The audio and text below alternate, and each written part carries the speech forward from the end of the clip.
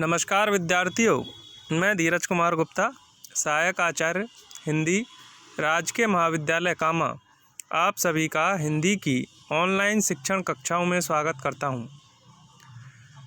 हम अध्ययन कर रहे हैं हमारे पाठ्यक्रम में दिए गए निबंध संग्रह का। आज हम निबंध तमाल के झरोखे से पढ़ेंगे, जिसके रचयिता पंडित विद्यानिवास मिश्र है। निबंध के अध्ययन से पूर्व हम निबंध के लेखक का कृतित्व व व्यक्तित्व परिचय जान लेते हैं। पंडित विद्यानिवास मिश्र का जन्म 1926 ईस्वी में हुआ तथा इनका देहावसान 2005 ईस्वी में हुआ। श्री विद्यानिवास मिश्र का जन्म 14 जनवरी 1926 को जिला गोरखपुर के पकड़ीडीहा गांव में हुआ। आरंभिक शिक्षा गांव की पाठशाला में हुई।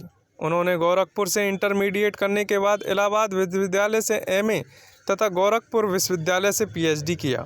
उन्होंने समय समय पर स्वर्गीय राहुल सांस्कृतायन तथा श्री नारायण चतुर्वेदी के साथ कोश कार्य तथा विंध्य तथा उत्तर प्रदेश के सूचना विभागों में भी कार्य किया। मिश्र जी 1957 से 68 तक गोरखपुर विश्वविद्यालय के प्राध्यापक रहे। इस बीच कैलिफोर्निया तथा वाशिंगटन विश्वविद्यालय में अतिथि प्राध्यापक तथा उत्तरी अमेरिका में शोध प्राध्यापक भी रहे। 1968 से 1977 तक संस्कृत विश्वविद्यालय वाराणसी में भाषा विज्ञान व आधुनिक भाषा विज्ञान के अध्यक्ष तथा आचार्य रहे। आगरा विश्वविद्यालय के कन्हैयालाल मुंशी विद्यापीठ में हिंदी तथा भाषा विज्ञान के निदेशक तथा आचार्य भी रहे। उनका निधन सन 2005 में हुआ। अब बात करते हैं हम मिश्र जी के कृतित्व के बारे में।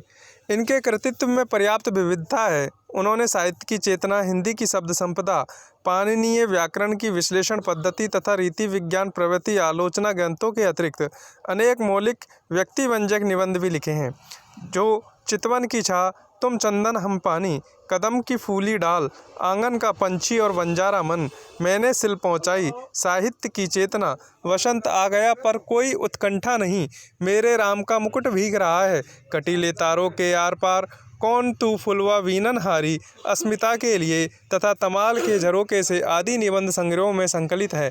पानी की पुकार इनका काव्य संग्रह है।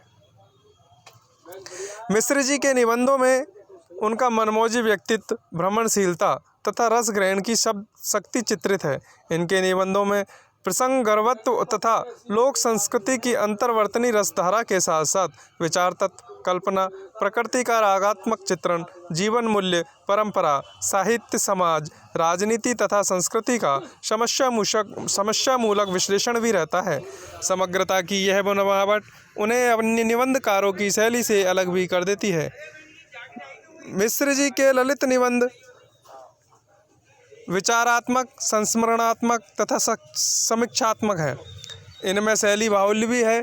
इन्होंने संदर्भ एवं विषय अनुसार विश्लेषणात्मक, विवरणात्मक, व्यंग्यात्मक, सूत्रात्मक तथा भावात्मक शैली का प्रयोग किया है।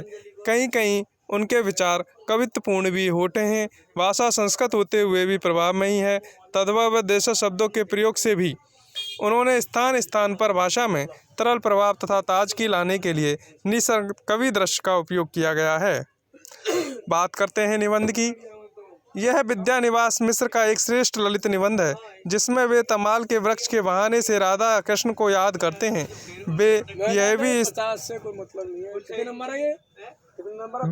भी स्थापित करते हैं कि जीवन की सार्थकता पानी में नहीं लुटाने में है। जो लोग स्वार्थी बने रहते हैं वे कुछ नहीं पाते। रागात्मकता से युक्त यह एक व्यक्तिव्यंजक निबंध है। इस निबंध में प्रकृति के दृश्यों के माध्यम से गहन बातें की गई है। यह निबंध मिश्र जी की संस्कृति विषयक दृष्टि का परिचय देता है। इस तरीके से आज हमने देखा श्री पंडित विद्यानिवास मिश्र के व्यक्तित्व और कृतित्व को, साथ ही साथ एक छोटा सा संक्षिप्त परिचय तमाल के झरोखे के बारे में। आज के लिए इतना ही। शेष कल। धन्यवाद।